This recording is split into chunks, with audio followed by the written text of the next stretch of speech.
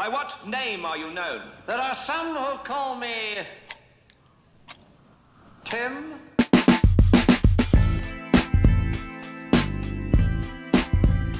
Get him.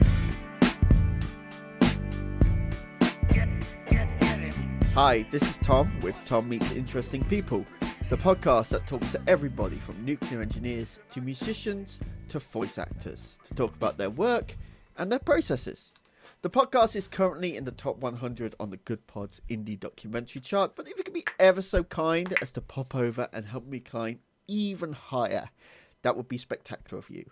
But before you do that, currently you're listening to 20 Tim Minutes. Hey, yo, what's going on? You're tuning into another episode of 20 Tim Minutes. I am your host, Tim McCarthy. This is a podcast that focuses on mental health through humor, insight, and personal stories. Thank you for Tom with the Tom Meets Interesting People podcast for doing that introduction. Great accent. Killed it. Absolutely love it.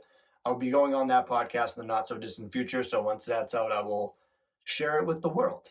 Hopefully I'm interesting enough to give him a good episode, which I should. I bring it with all my interviews. You should check out any 20-10-minute interview I've been on because I've always had a lot of fun. There hasn't been one I haven't liked, and I'm not just saying that. I choose wisely, you know? I choose my people wisely on both ends. So be on the lookout for that. Go to 2010minutes.com for all your 20-10-minute needs. You can download my app in the Apple Store and the Google Play Store. You can download nothing else. I don't know why I'm saying that, but you can purchase my merch right on the website. So hopefully you come check me out. Check me out in a good way, you know. This week, Heather Hutchinson is on. She happens to be a blind woman who is a disability and mental health advocate. We have a really good interview about that, and I got to ask questions that you don't really get to ask with blind people. They're appropriate. They're not dumbass questions, which she gets all the time, which is super interesting. Being blind and someone coming up to you and practically scaring the shit out of you, being like, "Hey, can I ask you some questions about being blind?" Spoiler alert, don't do that. That's not something you should do, but that's a really good interview that's coming out this Thursday. You're going to have a lot of fun with that one. And yeah, Heather Hutchinson, great person. She also is a singer and songwriter and author. So pretty cool. Good guest, Heather Hutchinson. Therapy's coming up this week. I don't know what I'm going to talk about, but he's probably going to pull some things out of me. I'm working on some things, working to be a better person and all that jazz. So I got nothing really on the therapy side for right now, but I am going to go into it. I did have just my birthday on the 16th, hence this episode's a little bit late. I love how every week I have an excuse why an episode is late, but this one is legit. It was my birthday, January 16th. I turned 37. It's a weird, 37 is an ugly number. I'm not just saying that because I'm 37. It's like Patrice Bergeron rocks that jersey and it looks good on him, but just the number in general, not that good looking. I was more of like a 31 or maybe even a 35, but 37, like, ugh.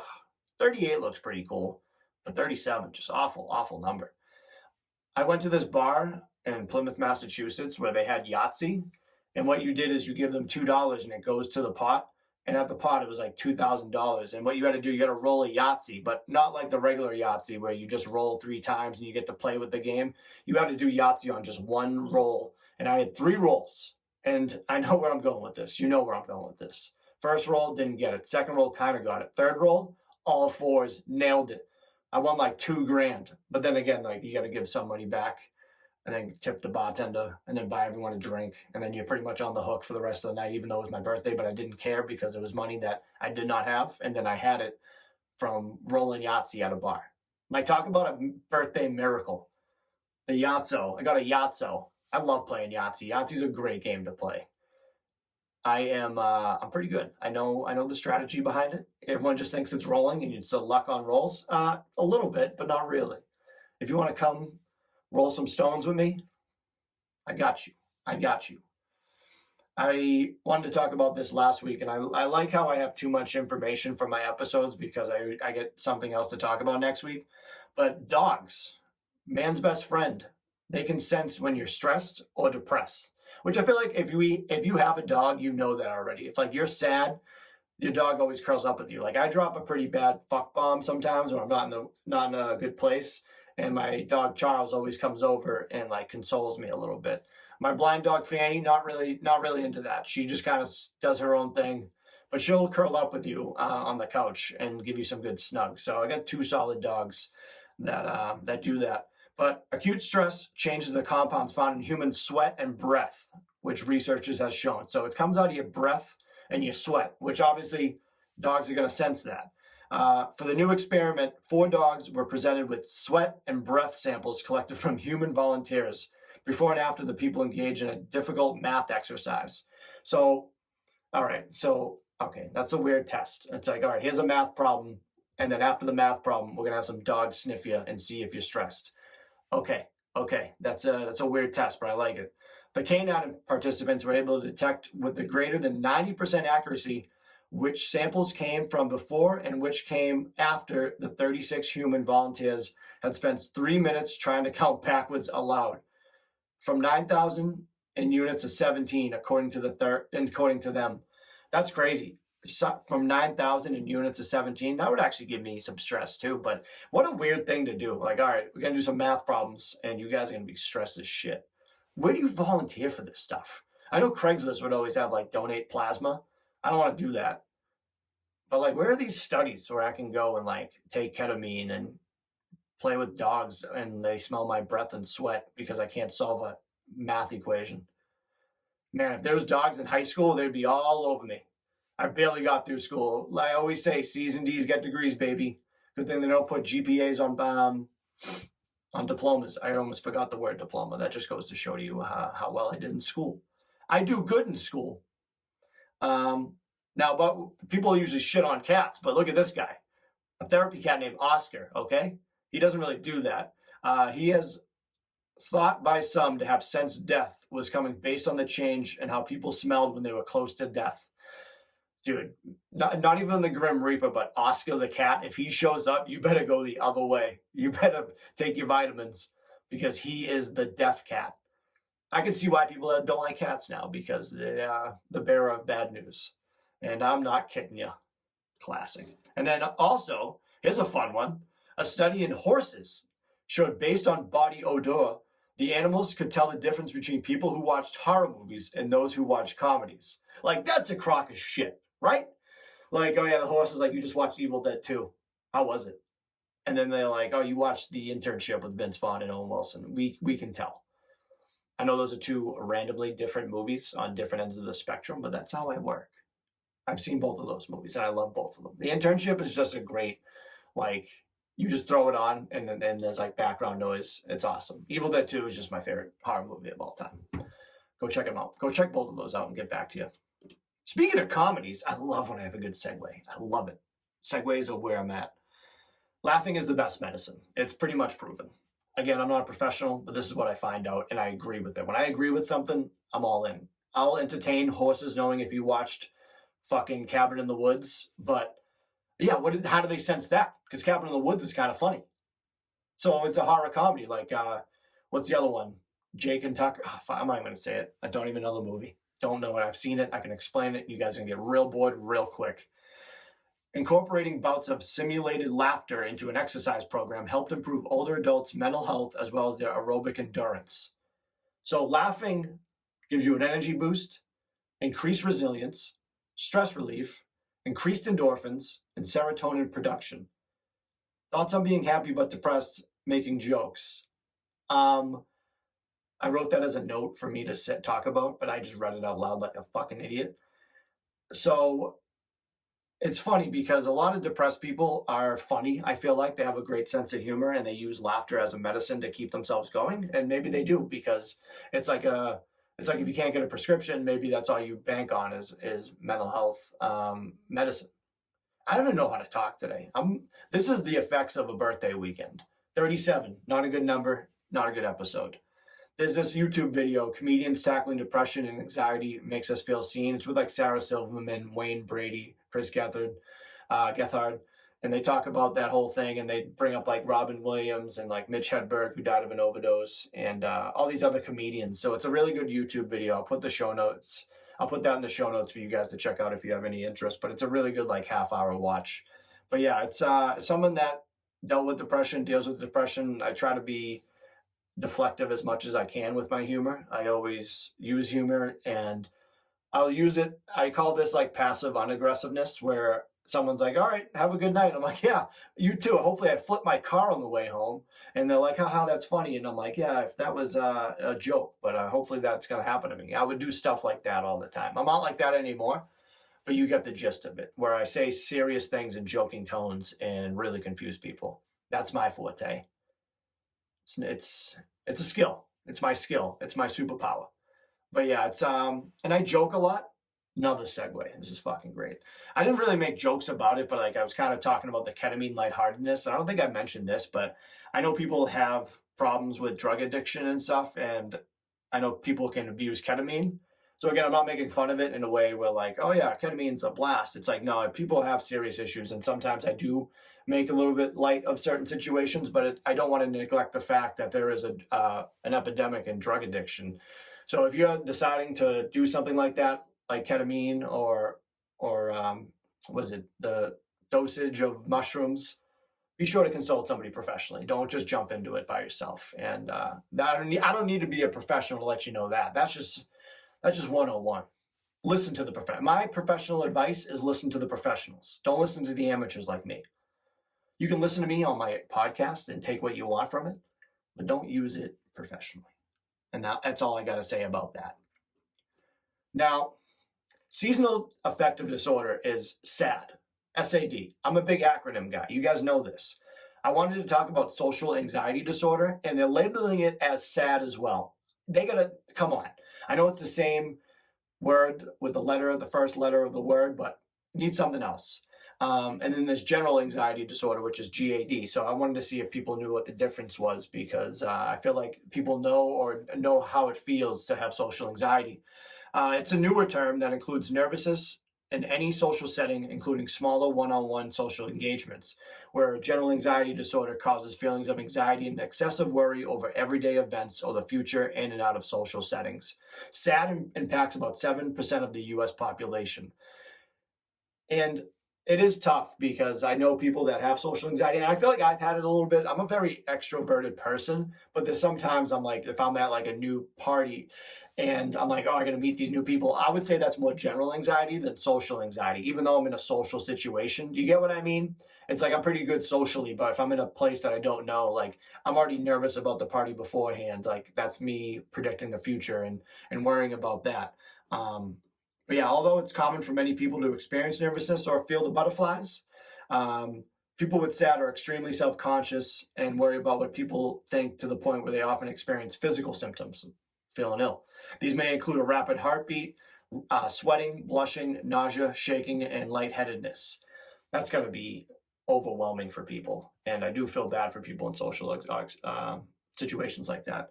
But there's some coping skills with it that you can try to work on and use in your everyday life to hopefully get by that. And again, talk to your medical professional if you're looking to help your social skills, because it's not easy. Be assertive, be confident, try to make sure that you look like you know what you're doing. That's pretty much what life is. Just pretend you know what you're doing.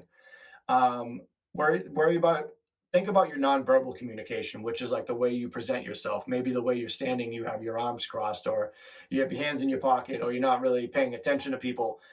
I think if you engage with more people and have your body language be more open, maybe that's something that can help you out with talking to somebody. And then there's verbal communication, which that's the toughest part, is you want to talk. So one of the tips I read is be around people that are talking about a topic. Let's say they're talking about pickleball, because like that's the new thing that everyone's playing. Shout out to my friend Benny. Benny was pickleballing like years ago before it was popular. Now it's like so popular. It's insane. But say you're talking about that and you pop your head in, you'd be like, oh, I heard about fucking Tanner O'Hallahan, who's the best pickleball player in all of Mississippi. And that's what you do. You just jump into conversations, but you stay on the topic, so you want to be involved. You know what I'm saying? And then telling people, close friends, family, and maybe even strangers, how you deal with social anxiety. And maybe people will give you a pass. Like, hey, sorry if I'm being weird. I'm just socially anxious. And everyone will be like, oh, okay, that's cool. So am I. Let's be friends. So sometimes being upfront and open and honest is actually the best thing you can do. So So fear and negative thoughts are two of the most common emotions when you have social anxiety. Deep breathing can help you a lot. If you're going into some place, I'm not going to showcase how to breathe properly because I'll be driving for miles and then I'm like, I forget to breathe. I can't believe it. So deep breathing, like calming yourself down before, reduce negative thinking, like mind reading on people where you're like, oh, they think I'm stupid. They are looking at me in a certain way because the way I'm standing. You can't really think of that negatively, and you can't assume how people are thinking. Maybe they want to approach you, but again, your nonverbal communication isn't inviting. And then sometimes just face your fears, baby. Just jump right into it. That's what I would do sometimes. I went like the party I was socially anxious about, or general anxiety of it all, was I just went in and I was like, fuck it, I'm introducing myself to everybody that walks by. And I'll tell you what, their nonverbal communication was on par with not wanting to talk to me. There was a weird group. It was a weird group. Good party, weird group. Again, I'm just trying to be nice to everybody. I like to harness my anxiety sometimes. That's how I deal with it. It's not like I deal with it, but it's not like a crippling anxiety where I can't do certain things. I get super anxious about the future. I get super anxious being out in the world by myself. And, so like, again, I'll have like those thoughts in my head, intrusive thoughts of like CVS where I'm like, when's if I just tickle this guy in front of me? You know what I mean? Like I'm going to a Target and I feel like the way I'm walking or the way I'm dressed is like people are just like, yeah, look at this fucking idiot. I think about that a lot, that everyone just sees me like, look at this fucking idiot. So mistakes to avoid when it comes to social anxiety: never try to control your anxiety. See, I'm not a professional. That's what I do. I try to control it. The more you see it as something awful that needs to be eliminated, the more focused you'll be on it and the harder it will be to be reduced. Okay, that makes a lot of sense, Tim. Stop doing that. Never accept social anxiety as a personal trait. While you might be an introvert and have a tendency to be shy, SAD is a mental health issue that doesn't define who you are. It's possible to overcome your anxiety and live a fulfilling life. So there is the other side of it that can help you out. While there is evidence that CBD, a component of marijuana, may be helpful for social anxiety, there are also risks associated with its use. Interesting. Be sure to carefully balance any risk and benefits while considering using this as a coping strategy. So I don't know, where did that come from? They're just like out of left field. Like, yeah, CBD might fuck you up socially too. And I think what you can do to help somebody with social anxiety, again, this is just my personal idea, was stand out as an extrovert so the other person doesn't have the light on them. They're not like in the pub, like, what's the word I'm looking for? It's like they're not the center of attention. Sometimes if you're the center of attention, you take away that, and you can also be that friend or person that helps them get introduced to somebody. So there are benefits that can help somebody with social anxiety disorder if you are a teammate to that person. So I think a big thing is making them comfortable, making sure that they don't have the spotlight on them too much, and helping them introduce other people. I think that's the way to do it. Social anxiety, kind of a pain in the balls, it seems like. So here's a tip. Try learning something new. Try a new hobby that challenges you, whether it's like writing a blog, taking up a new sport, or learning how to cook. That's very helpful for your mental health. Like the podcast, like it was something new for me. I had to get out of my comfort zone. I'm getting used to it now. So sometimes I don't want to record, but I have to because I promised myself. But learning a new skill can help your mental health, boosting self-confidence and raising self-esteem.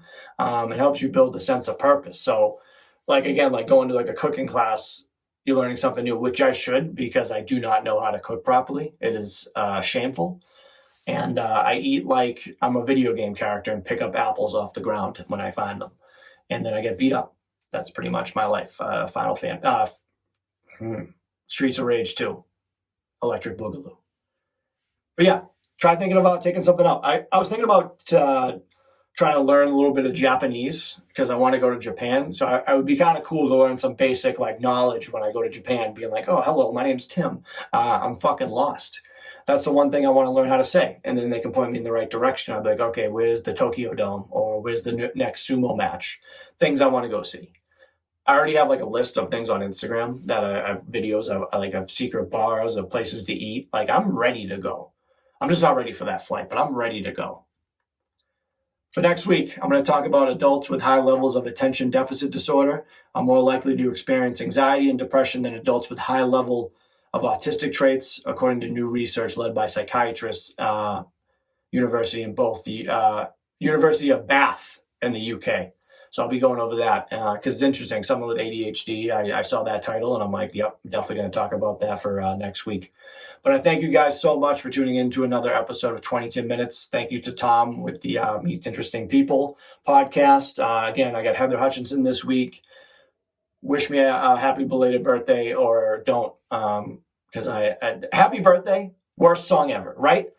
We went out to you, my family, and my mom wanted to sing it, and me, my brother, and sister were like, nah, don't do that. Don't do that in this place.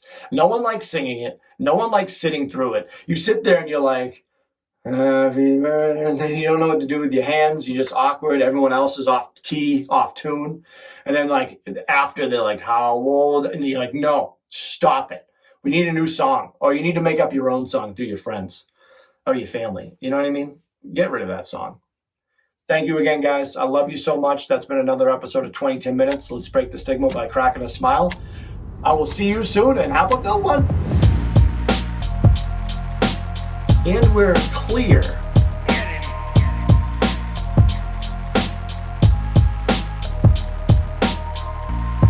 You can kiss my ass.